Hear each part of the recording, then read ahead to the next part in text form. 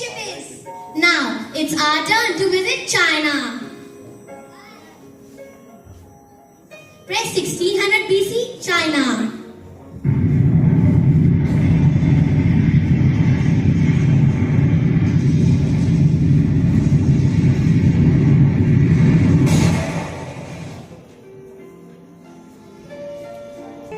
You know, Toya, ancient China is the oldest continuous civilization that has lasted for more than 5,000 years.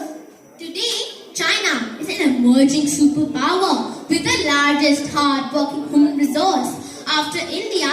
But I want to see what China was a couple of thousand years ago. So, let's move into the interiors of China. Some 2,000 years ago, the hard-working farmers of China had settled along the Yellow River and the Yangtze River. What are you growing? We are growing rice, wheat and millet in the fertile valley of Huangpu and Yangtze River. Hey, look what these women are doing. We are weaving silk, which was invented by Lady Xi Lingxi. And it is also a closely guarded secret. Lady Xi Lingxi? Who is that? I am Xi Lingxi. Like Newton, while sitting under the mulberry tree, I saw a cocoon unravels into silk fiber.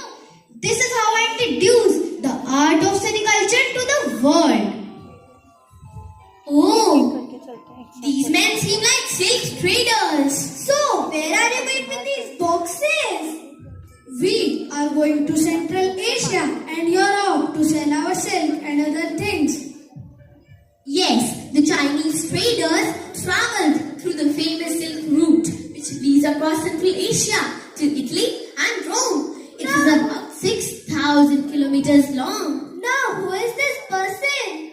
He is Confucius. Confused? Why are you so confused? Oh, I said Confucius. He is a famous Chinese philosopher. I am thinking that what should be the right way to live and govern? The will to win, the desire to succeed, the urge to reach your full potential are the keys to personal excellence. Oh, I got it. I know that the Chinese invented so many things like the magnetic compass used for navigation, umbrella, wheelbarrow, kites, abacus, and even rockets. They also made sundials and water clocks for timekeeping, brewed tea first, made ice cream, paper from bamboo, and also gave us feng shui. This is too much for me to handle. Did they have dance and music too? I think yes.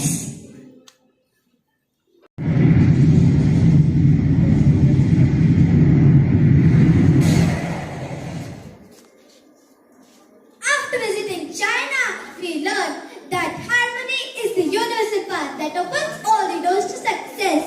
Very true and rightly said.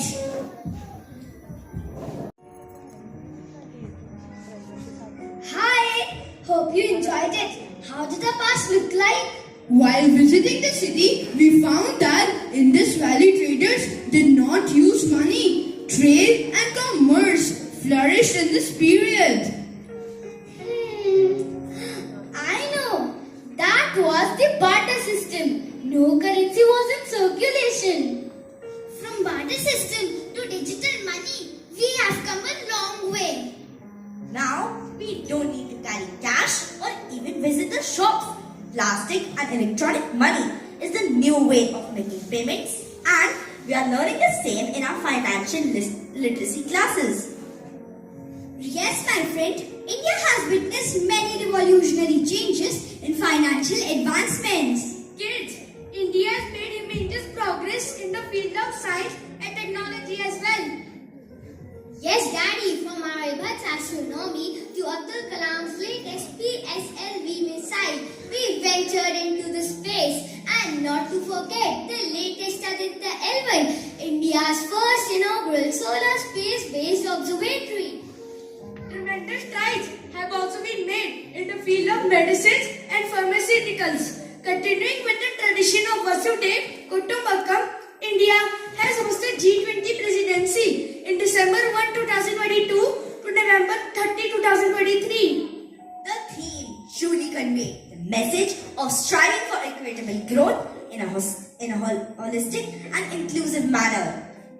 This truly shows the magnanimous nature of India, who believes in one earth, one family, one future.